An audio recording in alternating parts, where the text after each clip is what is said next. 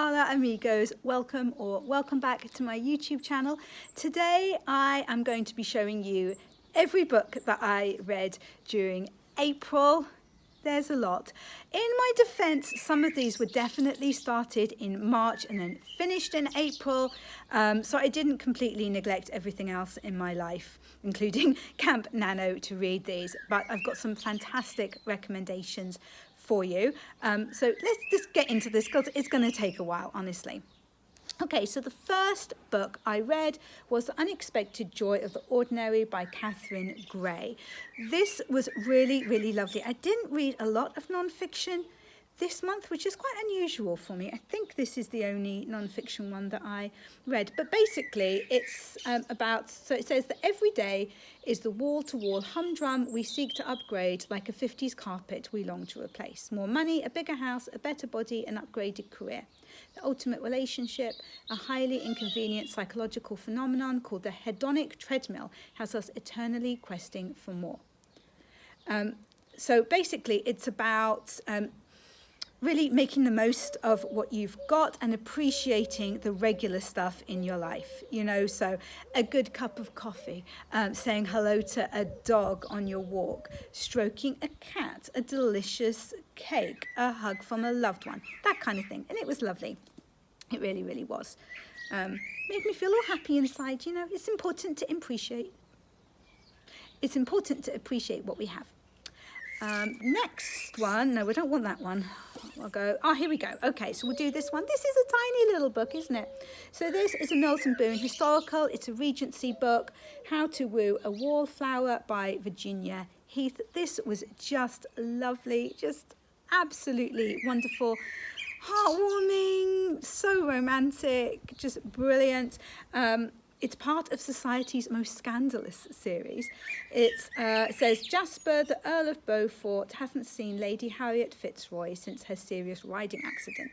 She has grown into a kind-spirited woman whose sinful smile plays havoc with his jaded emotions.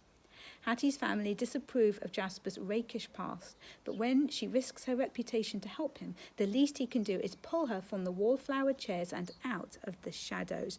Who doesn't love a rake? Am I right? I love a rake. If you like Regency romance, Virginia Heath is the writer for you. Okay, next. Oh, this was brilliant. Carrie Soto is Back by Taylor Jenkins Reid.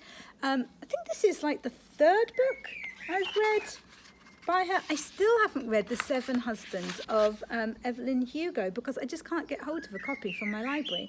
Yeah, I've read Daisy Jones and the Six and I've read Malibu Rising, but I think this was actually my favourite. So Carrie Soto is a retired tennis champion and she's coming out of retirement to try to defend her world record for the number of Grand Slams won.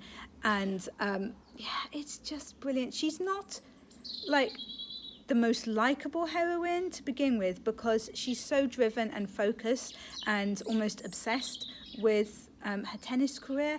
But by the end of the book, you are absolutely rooting for her. Yeah, brilliant. I couldn't put that one down again. Right, the next one. Actually, I'll do these two together. We have The Wicked King and we have The Queen of Nothing by Holly Black. These are the second and third books in the Folk of the Air series. Which is about Jude, who is a human, who was taken into the world of the fairies by... Oh, I'm not going to go into the whole story. Basically, she ends up being taken there as a child and she grows up amongst the fae and they're really mean to her and she has to kind of fight her way up the ranks to kind of get some power and to help the rest of her family. Well, some of her family are kind of evil. Anyway, it's really good.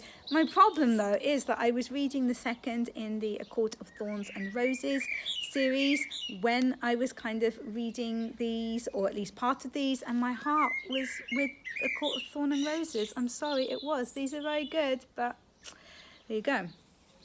Right, next is a historical fiction book, Cecily. I just loved this. It was so good. So it's set in 1431. England has been fighting France for 100 years. At home, power-hungry men within a corrupt government manipulate a weak king and name Cecily's husband, York's loyal duke, an enemy. As the king's grasp on sanity weakens, plots to destroy York take root. It will take all of Cecily's courage and cunning to save her family, but when the will to survive becomes ambition for the crown, will she risk treason to secure it? This is a war as women fight it. I loved learning more about this period, the War of the Roses. I love learning about Cecily, who wasn't a historical figure who I knew of before. I don't know how accurate this is, but she comes across as a complete badass, and I loved her. But this did have me absolutely weeping at one point, like proper ugly tears. It was not pretty, so that's just a warning to you. But yeah, brilliant. The next one is Manga Shakespeare Hamlet. I have been really enjoying the Shakespeare graphic novels recently. This one was particularly fun because it is set in a war-torn cyber world, which I loved. I'm not the biggest fan of Shakespeare plays themselves because I just find the language so hard to follow, especially, actually I find it easier if I'm actually watching it in a theatre, but I spend so much time deciphering what they're actually going on about that I'm kind of missing the story. So I do love the Shakespeare stories though, and I have read, is it Charles Lamb's kind of book of the Shakespeare stories, which is really good.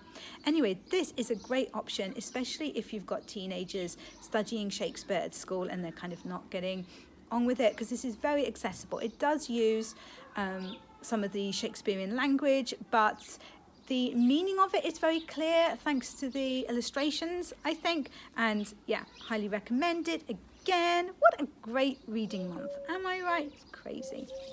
Okay, next was Spirited by Julie Cohen. I hadn't seen this cover before, and to be honest, I am not the keenest on it by any means. I do prefer the other cover, but what I do love about this is its large print. Am I right, people over 40? I don't need reading glasses at all. It's just kind of relaxing to have some large print. I'm not going to lie. So this is brilliant, set in Victorian England and India. Yeah, based on true events. It's got lesbians, it's got forbidden love, it's got mesmerism. You know, we got spirits appearing in photographs out of nowhere. Brilliant, really good. Great escapism, highly recommended. Again, only 2 more to go, I promise. Okay, so this one, The Complete Persephone, I talked about a little bit in a short, I believe, a couple of weeks ago. So this is a complete set of the graphic novels written and illustrated by a woman who grew up in Iran in the 1980s during all the trouble that was there during that time. I loved her actual story, and I loved the fact that I learned quite a lot about the history of that time as well. So there was kind of double awesomeness to this book. I know a lot of people know about it, and I had not heard anything about it. Apparently it's a film as well. I did not know this. I just saw it in the graphic novel section at my library and thought I would give it a go, and I'm so glad that I did. And the final book is Howl's Moving Castle. So I have been reading this to my youngest son, and we just loved it, absolutely loved it. It took us quite a while to get through it, just because time constraints and things. We borrowed a copy from the library, but we ended up buying our own copy along with the 2 sequels because we just loved it so much, and we've started the first of the sequel already. Everybody seems to know about this book, and I only found out about it last year. I don't know how. We also watched the film of it a couple of nights ago, which was good, but I definitely prefer the book. I felt that the film missed out a lot, which I get they have to do. It's just like an hour and a half, 2-hour film. It was really fun that part of the story is set in Wales as well. It was really funny, really clever and different. Definitely different to other kids' books that I've read, and yeah, highly recommended. So yeah, as you can see, what an awesome reading month. What did you guys read during April? Have you got any recommendations for me? I've got through so many books that I probably don't have that much available to me for May, so I would absolutely love some more recommendations.